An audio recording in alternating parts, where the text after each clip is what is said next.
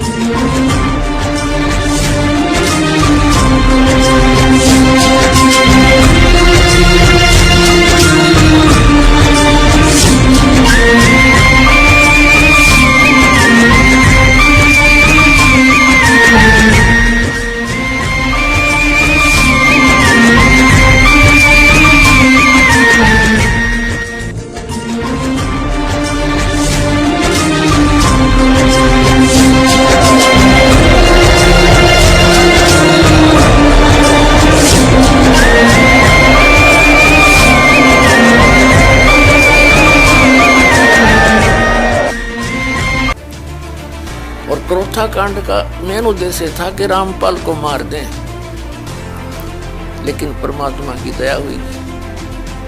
दास ने मरने का गम नहीं, उस समय मर जाता तो ये काम अधूरा रह जाता, ये गम अवश्य साथ ले जाता। अब मेरा काम पूर्ण हो लिया, डूंडा पाड़ दिया, सबके छक्के छुड़ा दिए, अरीड के सब झोले खाली करके दिखा दिए।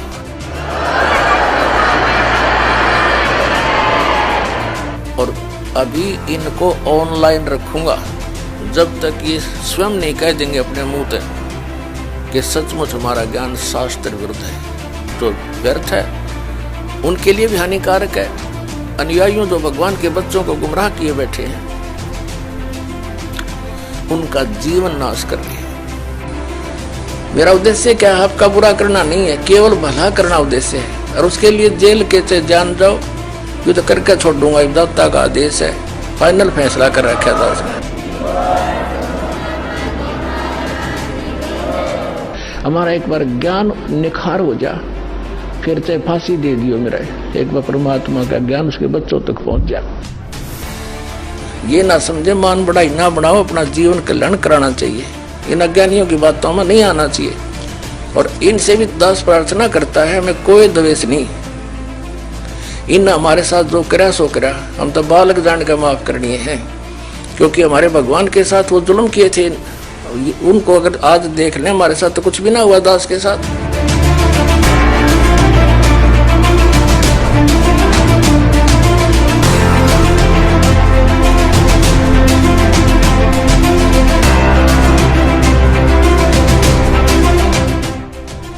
उन्होंने फिर भी सबको माफ किया, किसी को भी बद्दुआ नहीं दी, क्योंकि उनको पता था और हमें भी ये ज्ञान हो गया है कि किसको बद्दुआ दें, ये सभी अपने ही हैं। जैसे कोई शराबी लड़का बाप को पीट दे, उसने पता है इसका नशे में पीट रहा है, जब ये नशा उतर जाएगा फिर देखना प्रणाम करेगा, माफी मांगेगा। तो इस नशे में जो गलती जिन्होंने कर दी, कोई बात नहीं, अब नशा तार दूंगा थोड़े दिन में, और फिर देखना।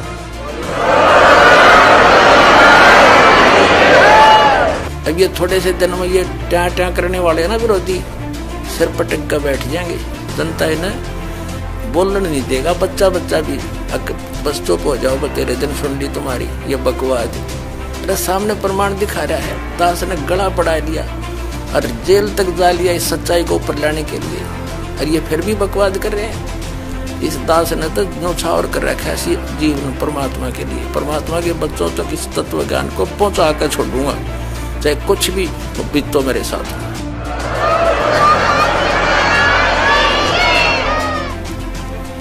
और क्रोथा कांड का मेन उद्देश्य था कि रामपाल को मार दें,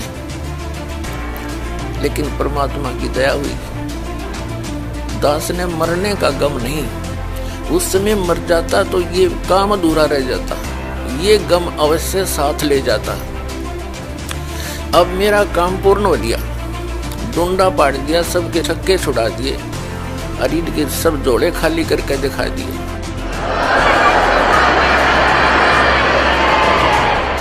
और अभी इनको ऑनलाइन रखूंगा जब तक ये स्वयं नहीं कह देंगे अपने मुंह से कि सचमुच हमारा ज्ञान शास्त्र विरुद्ध है, जो व्यर्थ है, उनके लिए भी हानिकारक है। अनुयायियों जो भगवान के बच्चों को गुमराह किए बैठे हैं, उनका जीवन नाश कर रहे हैं।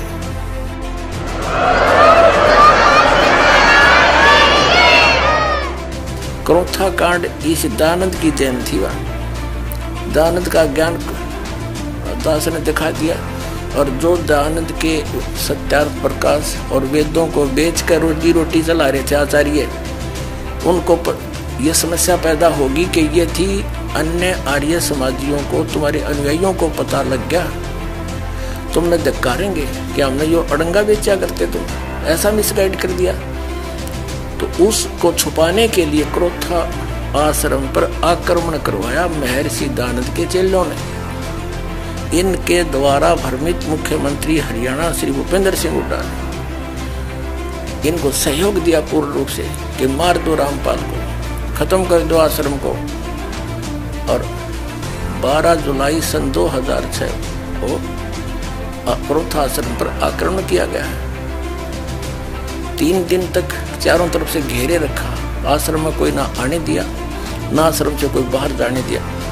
और फिर क्या देखो कमाल, आक्रमण करने वालों को तो इनाम दिया जो पुलिस की गोलियों से घायल हुए, और आश्रम के भक्तों पर झूठा मुकदमा बना दिया 302 का। हम अंदर बैठे हैं आश्रम में, और 148-49 धारा भी हमारे पर लगा के और 302 के झूठे मुकदमे में फंसा दिए। 21 महीने जेल में रखा ये दास। हमने इस पूरे क्रोथा कांड की जांच के लिए सीबीआई से जांच कराने की प्रार्थना कर ली, लिखकर सरकार को दे लिया। High court, Punjab and Haryana high court के अंदर ये हमने केस डाल रखा है कि हमारा निर्णायक तरीके से केस नहीं बनाया गया है, इस पर पुनर्विचार हो, और जिनको मुख्यमंत्री जी ने इनाम दिए हैं आक्रमणकारियों को, उनके ऊपर केस किया जाए। हम जो है ना कानूनी तरीके से ही आगे बढ़ेंगे। हम किसी के साथ झगड़ा करना कभी ना सोचा ना सोचें, लेकिन वो सीबीआई से जांच क्यों नहीं कराई जा रही? यदि वहाँ ऐसा बुरा कर्म होता था और हमारा कोई दोष है तो सीबीआई से जांच करा दो, दूध का दूध और पानी का पानी हो जाए। हम आज भी यही प्रार्थना करते हैं कि एक बार सीबीआई से जांच करा दो।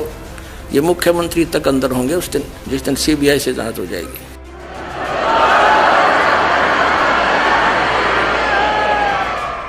मुख्यमंत्री हरियाणा श्री भूपेंद्र सिंह जी का इसमें मेन रोल है। इनाम आक्रमणकारियों के नाम देता है ये व्यक्ति। तो जितनी ये जांच हो जाएगी, इस टाइम तो आवेगा, समय आता है। सदा हमारे बुरे दिन थोड़े रहेंगे, कदे तो सुनेगा हमारी भी दीनों की परमात्मा। लेकिन हम कानून से ही चलेंगे, हम कभी कानून को हाथ में ना लिया और ना लेंगे। हम भगवान पर पूर्ण विश्वास करते हैं कि एक दिन हमें न्याय अवश्य मिलेगा।